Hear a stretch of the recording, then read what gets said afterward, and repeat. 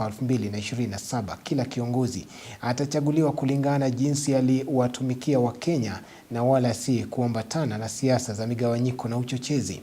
Akizungumza alipohudhuria ibada ya Jumapili katika kanisa la ACK St. Michael's eneo la Bondo, kaunti ya Siaya, Rais amewataka viongozi wa upinzani kuwaonyesha Wakenya rekodi yao ya maendeleo waliofanya wakati wakiwa uongozini. Kasongo aende asiende. Ni tutam. Ikiwa imesalia takriban mwaka mmoja tu kabla ya uchaguzi mkuu wa mwaka 2027, viongozi wameanza kampeni zao kwa Wakenya. Hata hivyo, Rais Ruto ameonekana kuwa na mtizamo tofauti kuhusu kampeni hizi za mapema. Rais akisema kuwa kiongozi yeyote anayetaka kushinda uchaguzi huu ni lazima aonyeshe ni nini aliwafanyia Wakenya. What is coming in 2027 is we are going to elevate the position of issues in the elections of 2027. Every leader, every person will be judged by their track record and their agenda for the transformation of our nation. Kinara wa chama cha ODM Oburu Odinga akiweka wazi kuwa katika mwaka wa 2027 kama chama cha ODM watakuwa debeni bila pingamizi, akibaini kuwa ODM haikuundwa kuwa upinzani milele na kwamba ni wakati wake kuvuna kupitia miungano na serikali. Come 2027 we must be in power as a party.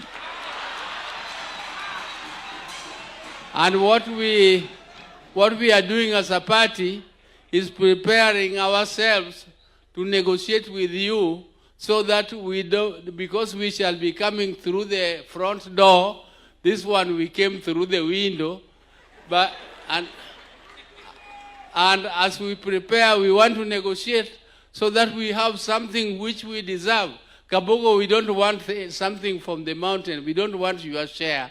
We just want our share. Oburu amezima uvumi kwamba ajenda ya NADCO ya vipengele 10 itafika mwisho tarehe 10 mwezi Machi, akisema kuwa siku hiyo watazungumzia mafanikio ya NADCO ambayo alisifu kuwa imefanikisha mengi tangu kutekelezwa kwake, kauli iliyoungwa mkono na Rais William Ruto. Some people were saying that the 10-point agenda is coming to an end on the 7th.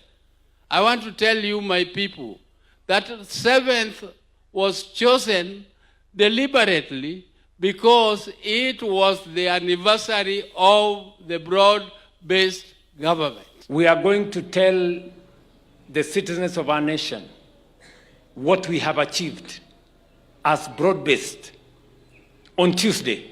Aidha, viongozi hawa wamesuta upinzani kwa kuhubiri injili ya ukabila na migawanyiko, wakibaini kuwa muungano wao unalenga kuhakikisha kila Mkenya anajumuishwa ndani ya serikali kuu.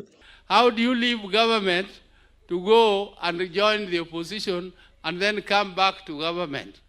I don't know whether that route of going to Rigiji will bring you to government. Haya yalitokea wakati wa ziara ya Rais Ruto katika kaunti ya Siaya, ambapo alihudhuria uzinduzi wa kituo cha kidijitali eneo la Bondo kabla ya kuhudhuria ibada ya Jumapili katika kanisa la ACK St. Michael's and All Angels Cathedral na kisha kuhutubia mkutano wa hadhara mjini Bondo. Mary Kialo, Undugu TV.